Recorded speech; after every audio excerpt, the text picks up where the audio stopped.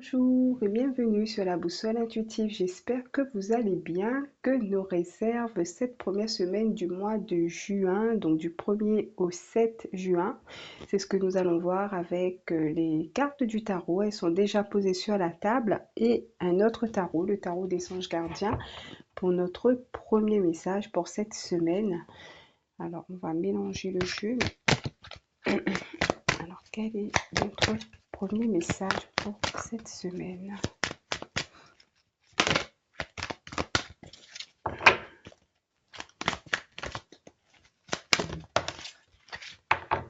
Alors, nous avons le messager de la prospérité qui correspond aux pages des deniers.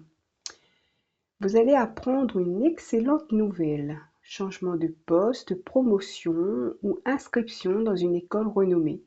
Vous êtes prêt à relever de nouveaux défis. Cette lame symbolise une personne, peut-être vous, drôle, voire espiègle, jeune, optimiste et très intelligente. Eh ben, ça commence bien. Bon, ben, nous allons voir si cette excellente nouvelle va ressortir dans notre tirage pour cette semaine.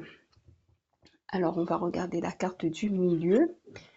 Alors, nous commençons avec une excellente carte aussi. Il s'agit du 9 de coupe qui est la carte des vœux réalisés, la carte de la satisfaction. Donc, il est possible effectivement que nous recevions une bonne nouvelle, une information, quelque chose en tout cas qui nous conforte dans notre position, dans nos émotions peut-être aussi. En tout cas, même maintenant, enfin, ce personnage qu'il me dit là, il est satisfait du chemin accompli et c'est comme si ben, il se dit, je vais pouvoir passer à la suite maintenant parce que j'ai tout ce qu'il me faut sur la table. Et grâce à ça, ben, je pourrais continuer, je pourrais avancer, je suis sûre de moi. Et voilà, en tout cas, c'est ce sentiment que ça me donne quand je regarde cette carte.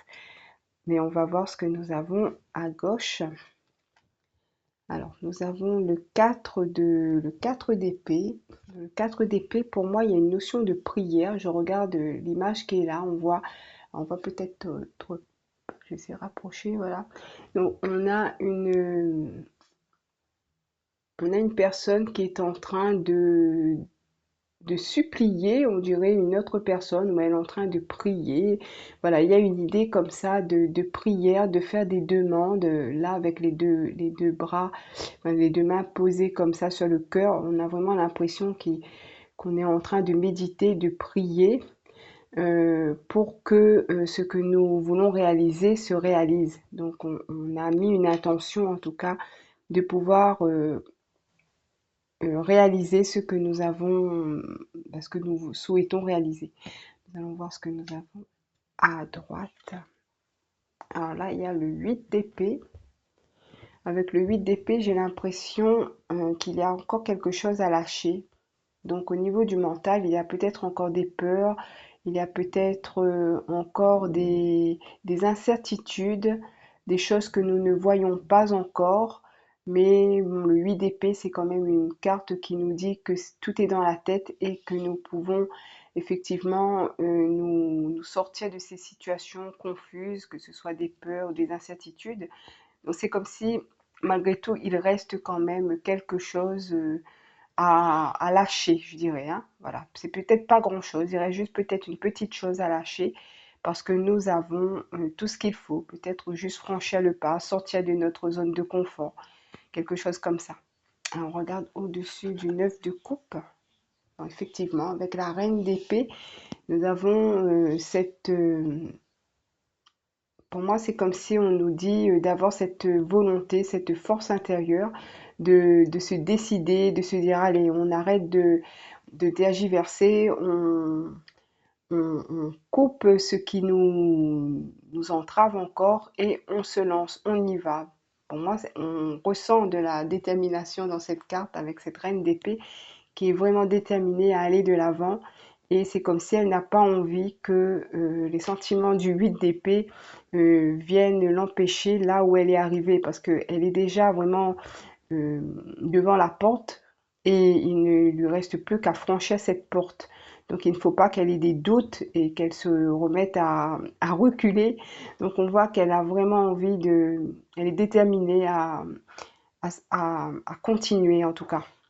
Donc on va regarder ce qu'il y a en dessous. Nous avons le 6 de denier qui va nous parler d'être dans l'équilibre, d'être dans l'équilibre, d'être dans le partage.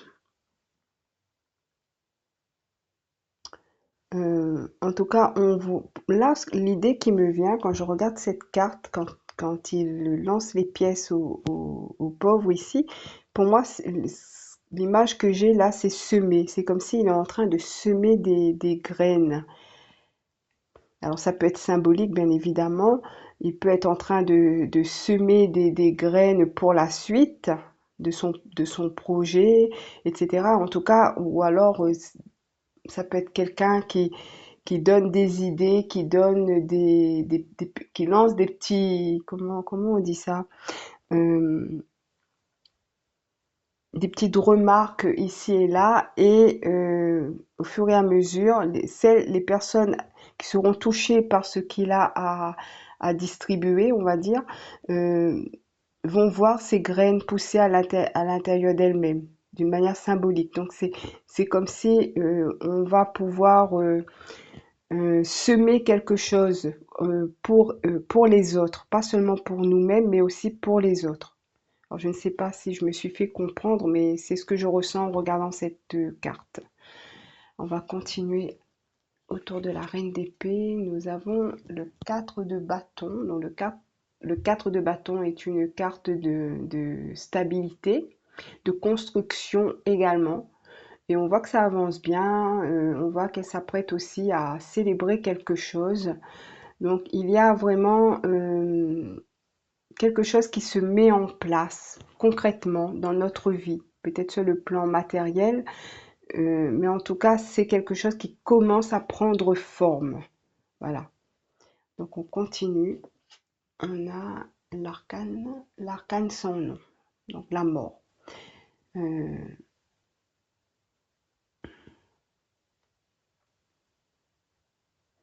alors ici on nous parle d'une fin de quelque chose. Euh, Ici, j'ai la notion d'impitoyable. Alors, je ne sais pas pourquoi j'ai ce mot. Euh,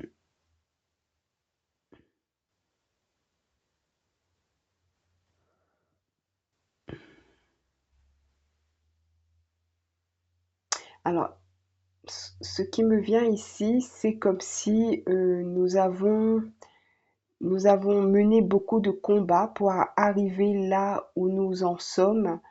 Et à l'image de cette reine d'épée qui est déterminée, qui a commencé à construire quelque chose ici, c'est comme si à partir de maintenant, nous allons, je mets des guillemets, nous allons être impitoyables face aux personnes qui nous empêcheraient de continuer ce que nous sommes en train de faire.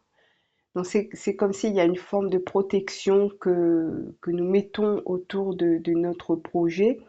Et c'est comme si à partir de maintenant, ce qui me vient aussi, que ce pas forcément des personnes ou en tout cas, ce sont des situations ou même des croyances, des choses qui nous ont bloqués jusqu'à maintenant. C'est comme si on se dit stop, à partir de maintenant, on ne va plus se laisser influencer par ce que peuvent nous faire les autres ou même par nos croyances, etc. Donc nous allons vraiment faire une sorte de tri sur ce qui ne nous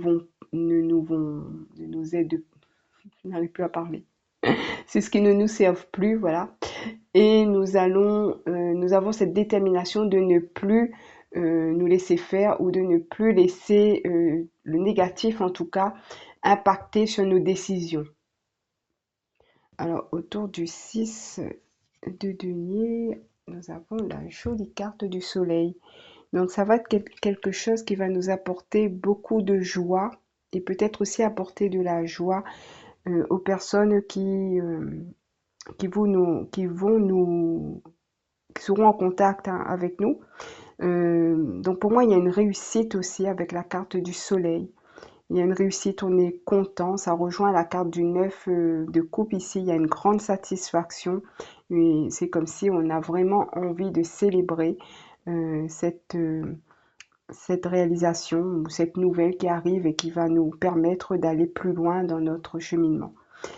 Alors la dernière carte ici, on a la 7 de coupe. La 7 de coupe, c'est la carte des illusions, des rêves, mais c'est aussi la carte des choix. Donc c'est comme si à partir de maintenant, nous aurons plusieurs possibilités qui vont s'offrir à nous. Nous voyons toutes sortes de choses, hein. Il n'y a pas forcément de choses positives sur cette carte. Nous avons un serpent ici, nous avons une espèce de champignon, on a une drôle de bête, je sais pas, une sorte de dragon, mais on a aussi une jolie coupe remplie ici. Alors, parmi toutes ces choses, ben, je pense qu'en lien avec la carte de la mort ici, tout ce que nous avons dit autour de cette carte, nous ne voulons plus du négatif parce que nous allons vraiment faire le tri. Nous allons nous fixer sur cette coupe remplie de trésors ici. C'est ce que en tout cas, c'est le but que nous nous fixons ici. Voilà. Donc le but, c'est d'atteindre un objectif qui soit positif, noble et, et, et abondant, je dirais, hein. Ça a une notion d'abondance aussi. Donc voilà pour moi. Donc je ne sais pas si mon tirage a été clair, donc j'ai pas mal bafouillé. En tout cas, j'espère que ce petit tirage vous a parlé peut-être un petit peu. Je vais terminer avec le Divinum.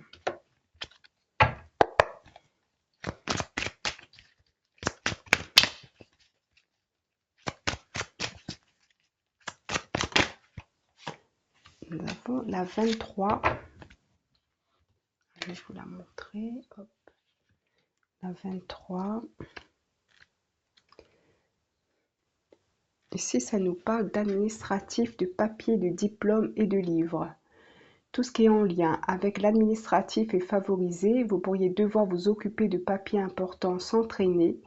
La rédaction d'un livre ou d'un rapport pourrait occuper vos pensées. Il sera important de prendre des notes afin d'organiser vos idées. Si vous avez pour projet d'obtenir une certification, vous pourrez recevoir un diplôme qui attestera de vos compétences. Les cartes voisines vous apporteront davantage de précision quant à l'origine de ces préoccupations administratives. Voilà, donc c'est peut-être en lien avec un dossier administratif, des papiers, peut-être même que vous avez envie d'écrire un livre et que ben, vous avez très bien avancé. Voilà, en tout cas, pour moi, le tirage est positif. On a la 9 de coupe ici, on a le soleil, et puis on a la coupe du 7 de coupe ici, remplie de trésors, on va dire. Donc on va dans le bon sens et on aura certainement cette excellente nouvelle qui va nous aider à continuer sur notre lancée. On va terminer avec une dernière carte, un dernier message. Alors, ah, ça fait un moment, je crois que j'ai pas pris notre voyageur sacré.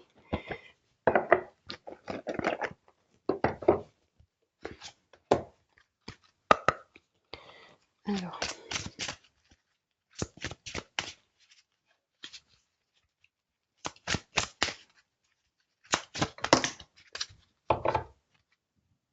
qu'est-ce qu'on a? Alors, c'est la 33, les bienfaits de l'arc-en-ciel. Votre vie est inondée de bienfaits. Alors, des bienfaits de toutes sortes tombent en cascade dans votre vie, tel l'arc-en-ciel qui possède chaque couleur du spectre. Votre vie est bénie dans chacune de ses nuances. C'est le moment idéal pour lancer un projet, rencontrer quelqu'un, acheter une demeure, prendre soin de sa santé, commencer un nouvel emploi ou changer de carrière. Ne vous laissez pas arrêter par les hésitations et les préoccupations. Quel que soit votre rêve d'avenir, le temps est venu de prendre le départ. Vous allez réussir. Ce que dit le voyageur sacré. Lorsqu'un arc-en-ciel apparaît dans le ciel ou dans une carte oracle, ayez foi que les bienfaits abondent. Faites-en le compte, manifestez votre gratitude pour ce que vous avez reçu et sachez que beaucoup d'autres vous attendent. Vous êtes vous-même un bienfait dans le sens le plus profond de ce mot. À mains égards, l'arc-en-ciel est un messager du Créateur qui vous fait savoir que tout va bien. Cette carte peut également indiquer que le temps est venu d'ajouter de la couleur à votre vie. Donner un coup de pinceau à une pièce, changer la couleur de vos rideaux ou ajouter simplement un peu d'épices dans votre vie. Voilà un joli message qui vient confirmer notre tirage et si nous voyons des arcs-en-ciel cette semaine, prenons cela comme un signe de nos guides que les choses sont en train de s'améliorer dans notre vie. Voilà, mes chers amis, j'espère que ce petit tirage vous a plu. S'il vous a plu, n'hésitez pas à me laisser un petit retour dans les commentaires. Je vous souhaite une très bonne semaine et je vous dis à bientôt.